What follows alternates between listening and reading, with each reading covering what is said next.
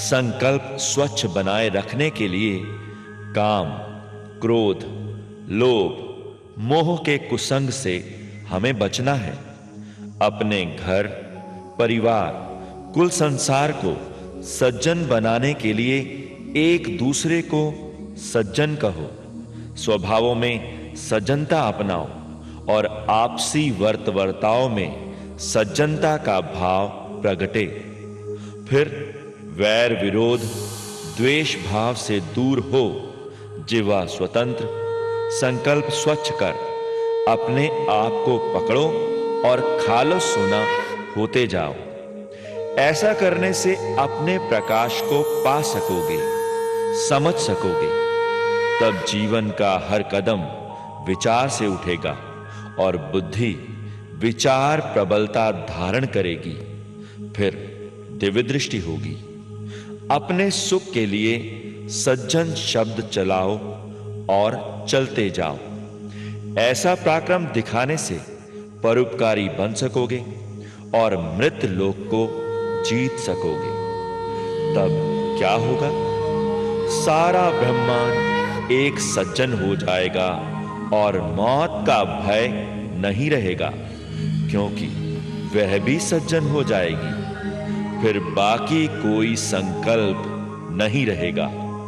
एक निगाह, एक दृष्टि हो जाएगी, अर्थात अपनी अजर अमर अवस्था की समझ आ जाएगी और एक आत्मा होकर परमात्मा से मेल खाकर ज्योति स्वरूप जो अपना आप है उसकी पहचान कर सकोगे और रोशन हो जाओगे। सज्जन है कुल चानना, सज्जन है कुल दीपक। याद रखो, सज्जन भाव अपनाने से झुकना और रोना बंद हो जाएगा, क्योंकि सज्जन भाव अपनाने से हमें समझ आ जाएगी कि जो महाराज का रूप मन मंदिर में है, वही रूप सारे जग अंदर है, अर्थात चंचर, बंचर, जड़ चेतन एक ही रूप सर्वव्यापक भगवान की समझ आ जाएगी।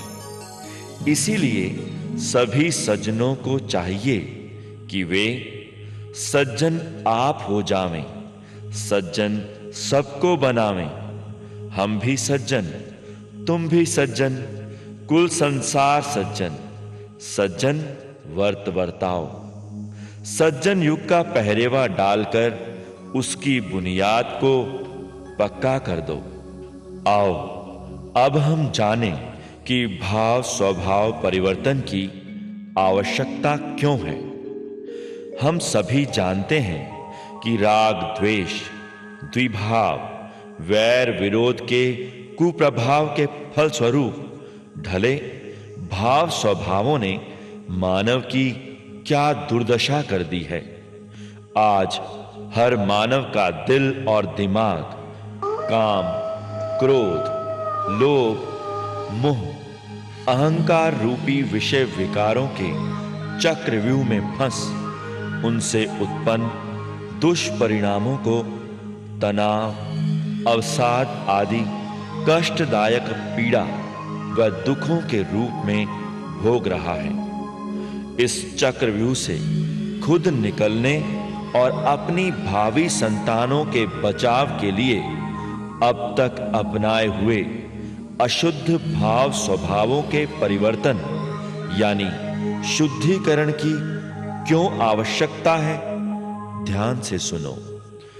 मानव धर्म निभाने के लिए श्रेष्ठ, विद्वान, गुणवान, बलवान, धनवान, बुद्धिमान व ज्ञानवान बनने के लिए, नकारात्मक भावों को सकारात्मक बनाने के लिए, संकल्प विकल्प रूपी चक्रव्यूह से विमुक्त होने के लिए, रोना झुकना बंद करने के लिए, समस्त विषय विकारों से मुक्ति पाने के लिए, शारीरिक मानसिक निरोगता व स्वस्थता के लिए, आध्यात्मिक उन्नति के लिए, तीनों तापों का